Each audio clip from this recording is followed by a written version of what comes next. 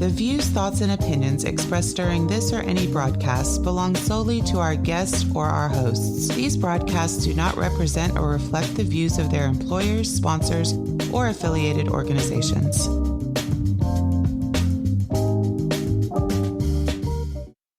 Welcome to the Flipboard EDU Podcast with your host, William Jeffery, where we collaborate, communicate, and educate with the greatest educators in the world on Flipboard. Let's start the show.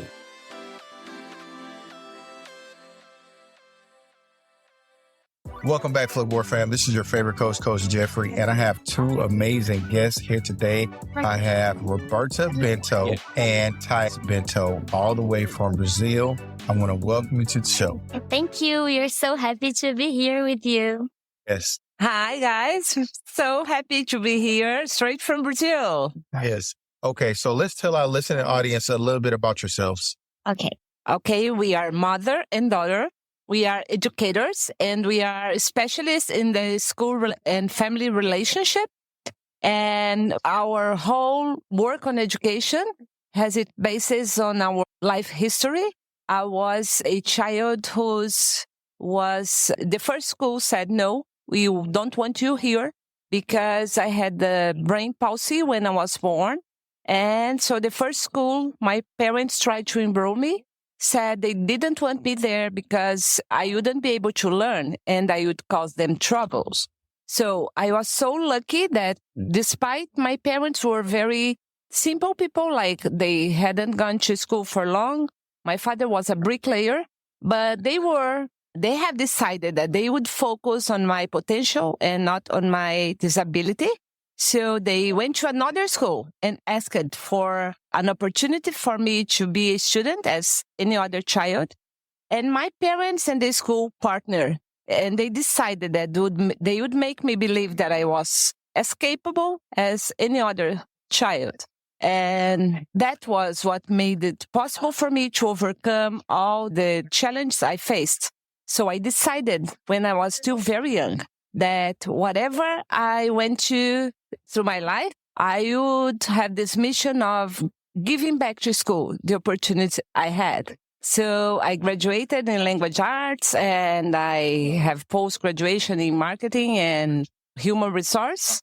And when I decided it was time for me to fulfill my biggest dream, because education is my mission, but my biggest dream was to be a mom, to be a mother. So for the second time, I had all the doctors telling me, no, you cannot do that. Because of the sequels I have from brain palsy, they said I would never be able to go to the 9 months of pregnancy. But I thought that woman for whom, again, people were saying, no, you cannot, was the same person who once was a child. Everybody said, you won't learn, you won't speak, you won't walk. And I had overcome all that. So I decided that I would try. And I had a very hard time during my pregnancy, but I had this huge present who is here with me. And now she can tell how things went to. So we got to the place we are here. We are now as a digital influencer in educational content in Brazil. And we also studied neuroscience. So now it's time for Tai to go on. So I graduated in pedagogy. Okay, you got to tell us your name, Tais. Go ahead. Tell us your name. My name is Tais. Yeah, nobody knows how to say it here in the U.S. Yeah, it's Tais. And I was telling William that when I go to Starbucks, I lie about my name because nobody knows how to write it here. You are Roberta. I say I'm Roberta when I ask for a coffee there. So I graduated in pedagogy and I taught kindergarten in Brazil. And in 2014, I had an idea of creating a YouTube channel where I would play like a reality show in which I would go to families' houses whenever they were having trouble with their kids' relationship with studies. So when their kids were not doing homework or wanting to go to school, I would go to their houses and help them adjust the routine from the family routine. Their kids could improve their relationship with schools and studies. So that YouTube channel became very big. And that was when I found out that families in Brazil were really needing this kind of help. And that at that time, I also found out that I was needing my mom's help, because whenever I had a family to visit and a whole strategy to give the family, my mom would help me a lot, telling me, this family should do this and that, then the kid will study. And every time I would go to the family's houses and apply the things my mom was suggesting, it would work. I made her an invitation for her to become my partner, and she quit And that's how she became my boss. And then that's when she quit the work she had been in for 18 years. And we start in technology and education. We went to study about cognitive neuroscience together. And then we started everything we do now, that is called SOS in Brazil, in which we help families and schools on things they could do on their families' homes to make students' relationship better with school. And we also became digital influencers in Brazil for education, because schools started to use our content, the content we were posting on Instagram, to talk to families. And then we started to have a big number of schools following us and talking to us. And now what we do is we give talks all over Brazil, and we have this Instagram account in which we post a lot of content for schools and parents. That's right. And that's it. And we have a podcast, because we started to have lots of schools following us, and we felt, see, when your mother is your partner, you're giving an interview. Just correcting you. So we have a podcast in which we talk with school principals about hard things they deal every day at schools, and we give them suggestions on what things they could do. Gotcha. So I am a former principal. Okay, I'm moving into a new role, but I was a principal of a high school. And so some of the challenges that we see in our schools is the influx of drugs. Is that one of the same things you guys have in Brazil? And what solutions might you provide for some of us who see that struggle in our school? Yes, unfortunately, that's also true in Brazil. And there's this huge movement in communities trying to help those adolescents. We usually tell parents that they should have this closer relationship with their children since they are young. So they will have this channel to communicate and to be able to see how their children are doing before they think that their mates are the ones who really know what's good for them.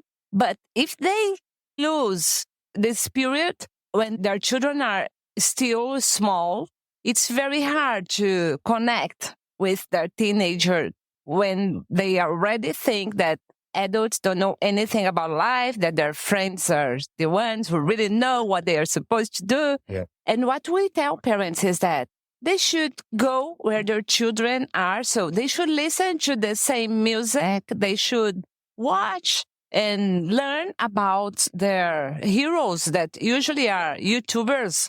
So if parents just get closer to their children, instead of judging the songs that they like, the YouTubers they watch, they can connect and they will have a better chance to be closer to their children when they are adolescents, and maybe just have them question what their mates are saying. Or even better, parents need to help their children to have a better self-esteem, because usually what happens is because they spend so much time online and they lose connection with real people and family, and they get depressed and they don't really like who they are or how they look.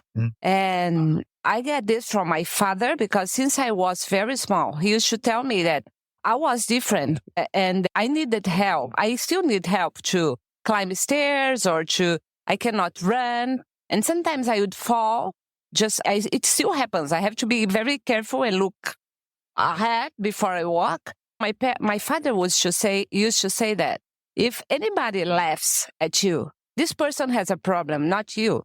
So my father made me strong enough so that other people's opinion on me wouldn't affect my self-esteem so much that I would need to find, ways to feel better, but find it inside myself. So I am the result of this family school close relationship.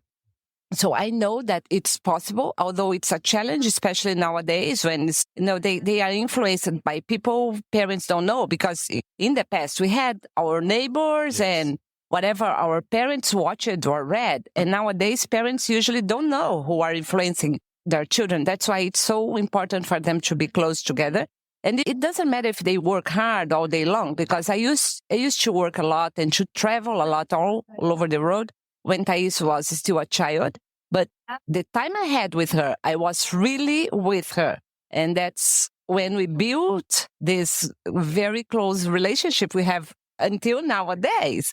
And another thing that happens in Brazil, not everywhere, but it's a movement that's getting bigger, is for this drug issue, is to make the school open even during weekends with different activities for teenagers. So sports or arts or graffiti and lots of things that they really like to do. So you can take them away from the streets and from bad places and take them to school to make fun and good things during weekends too. Those are excellent ideas. And I love what you shared about your fathers building your self-esteem in there. One of the things we have a problem with in Texas is those electronic cigarettes, the vapes, because they're flavored. And if the truth is to be told, if you have an educational podcast and you're not talking about how students are leaving the classroom and going into the restroom, going pills and vapes and all that, we have a segment of our population that does it. But I love the idea of opening the school and allowing them things that they love to do. But teachers are tired. Teachers are tired. Some schools we see doing that with the community. So even parents feel good because some of them, even from the poorest, that is my spot, vulnerability, from places with more vulnerability. Sometimes we see parents who didn't study, so they think they cannot help their kids with schools because they feel bad because they didn't study.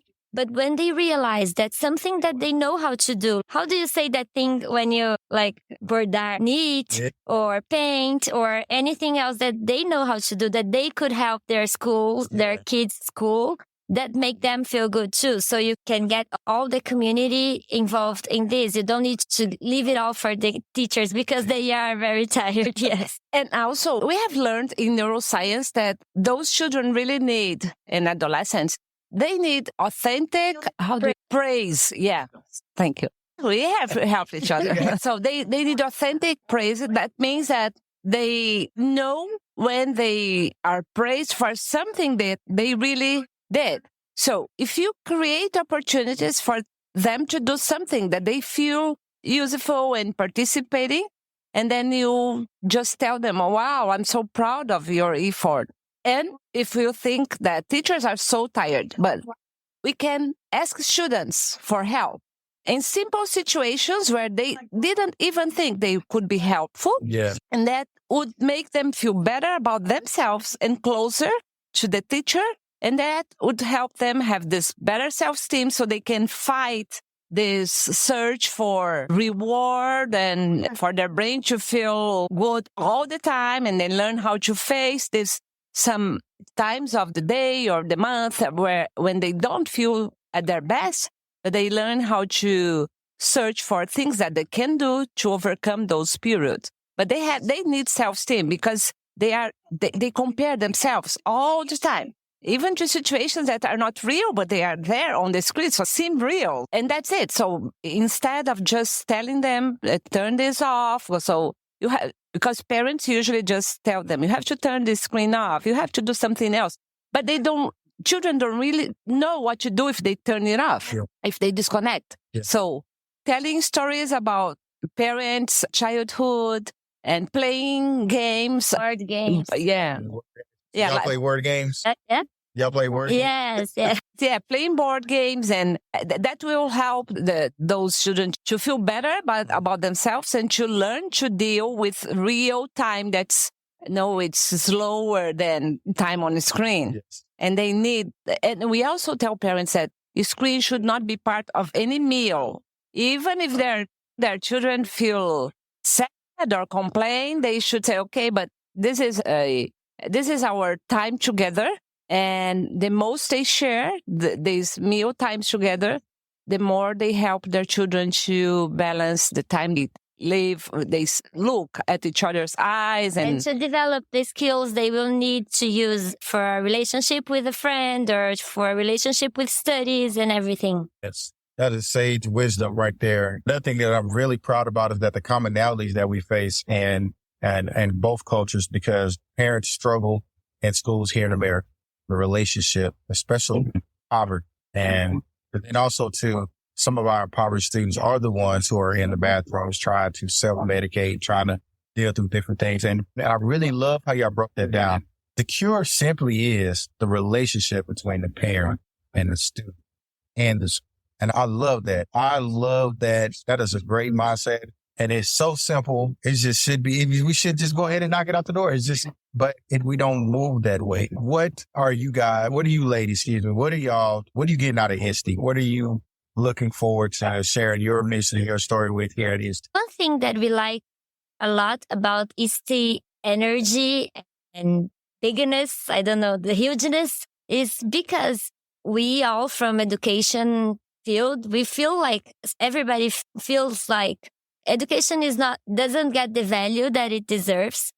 And in Brazil, this year, we've been facing some things that we've heard about here in the US, but now it's getting bigger there. Bad things, the schools getting shootings and attacks.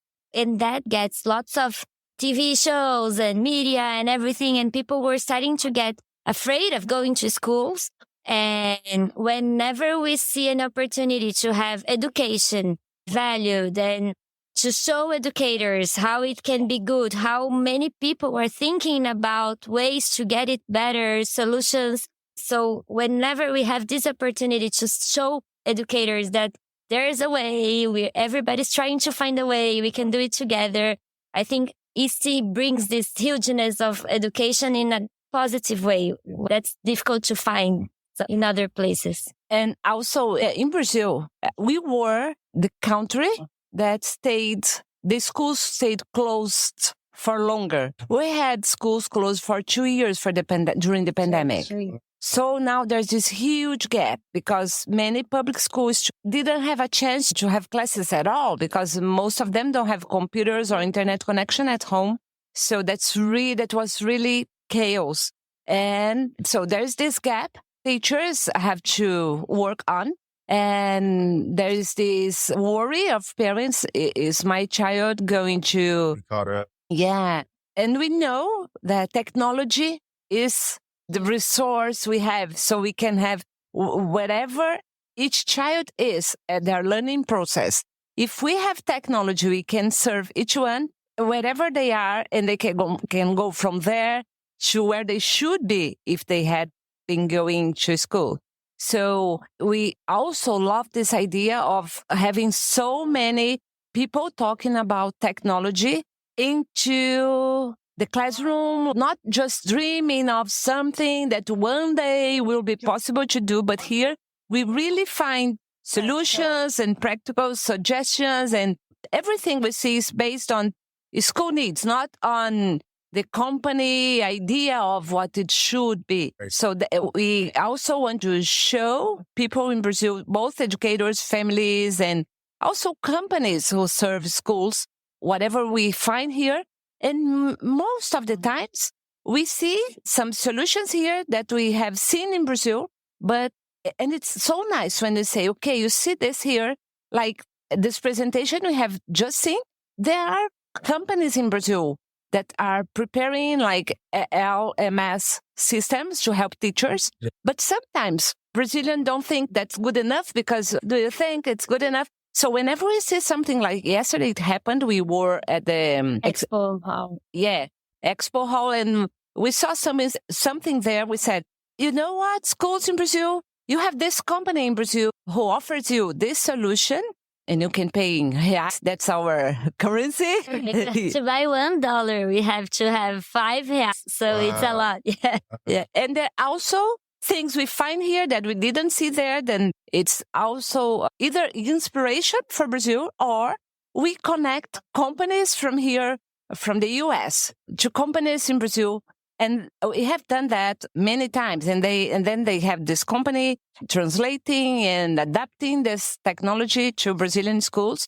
So that's how we fulfill our mission. And I have this mission of giving back to school. Yes. What the school gave me. So that's why we travel all over the world looking for inspiration and also sharing best practice, very wonderful solutions that education in Brazil finds, despite the lack of resource that many times happen, mainly in public schools. Yes. I want to thank you because I'm thinking about the things you gave back. You gave your old daughter and you gave him time and you gave him, this is a lot. So I think that in Brazil, they're lucky to have someone like you to know the connections. And then another thing I'm very impressed about is that you have to be really intelligent to speak 2 languages. Okay? But not only that, you guys are making connections in these languages and then bringing those connections back to your home country. So that's amazing. Thank you. Oh, thank you so much, William. And you know what? My father, the school I went to, they called my father and my mother for a meeting where they asked them if there was anybody teaching me English. Because in schools in Brazil, usually we learn just grammar. And then my father said, no, we have no way to help her with English because I'm a bricklayer and my mother hadn't gone to school just for 3rd grade. But my father left that meeting and he thought that if the school pointed that I had a talent, he wanted to help me to develop that talent. So he went to knock at many language academies door, just asking for a scholarship for me because he couldn't afford for me to learn English. Wow. And then he offered his service as a bricklayer for the maintenance of the building in exchange for my. Wow, look at that. And that's how I learned English from my childhood.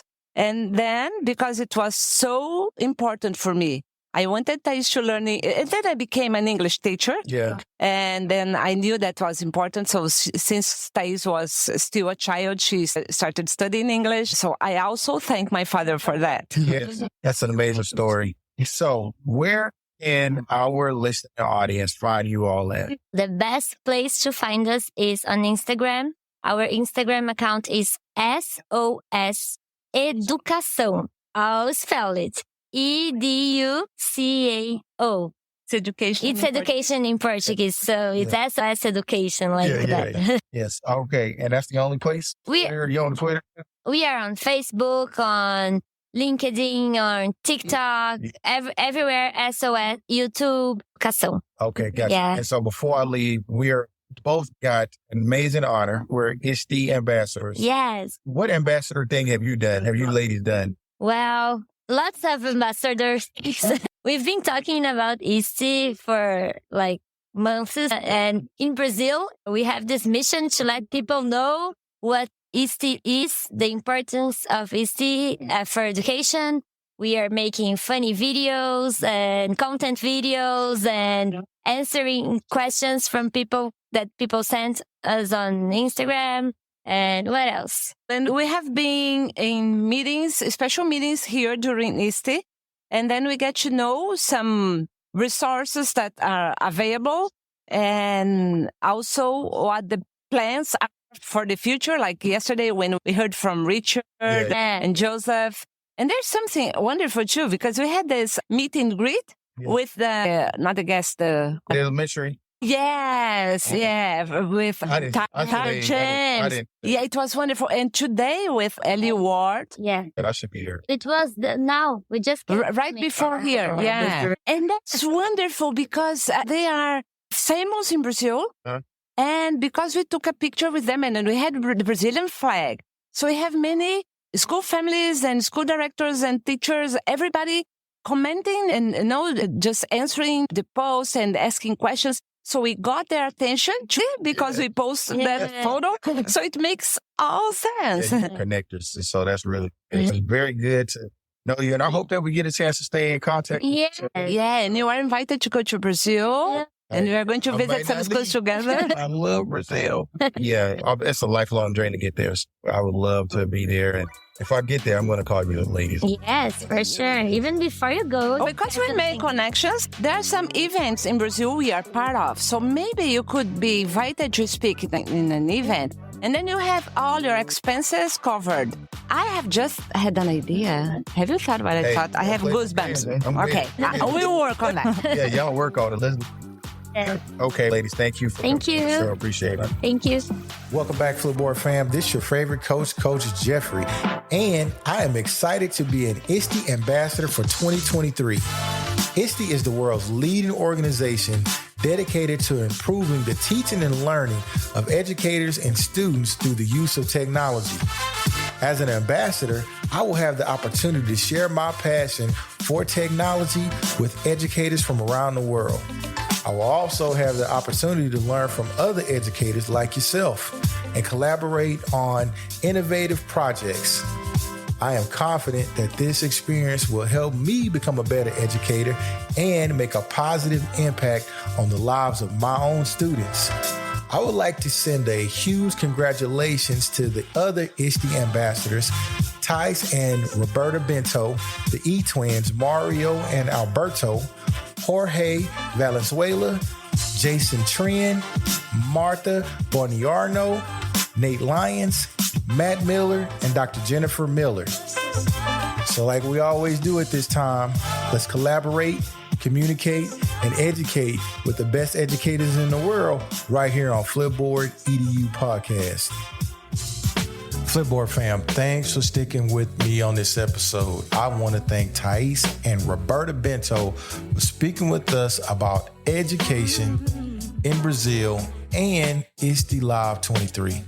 I want to give a special shout out to Crystal Vanderboom and Aileen Laylor for their edits on the Flipboard Educators blog. Also, speaking of shout outs, I want to give a shout out to everybody I met at the ISTE conference. It was a great time. Also want to give a shout out to the teachers and the principals and the office staff that are rejuvenating their spirits for the upcoming school year. Hey, don't forget to subscribe to our Flipboard EDU Podcast magazine and the Flipboard EDU Podcast, The Art of Curation with Mia Quadrillo. Our podcast and Flipboard's podcast is available globally and everywhere you listen to podcasts. So please share our podcast with an educator or colleague. And remember, every story has a plus on Flipboard. Until next time, family.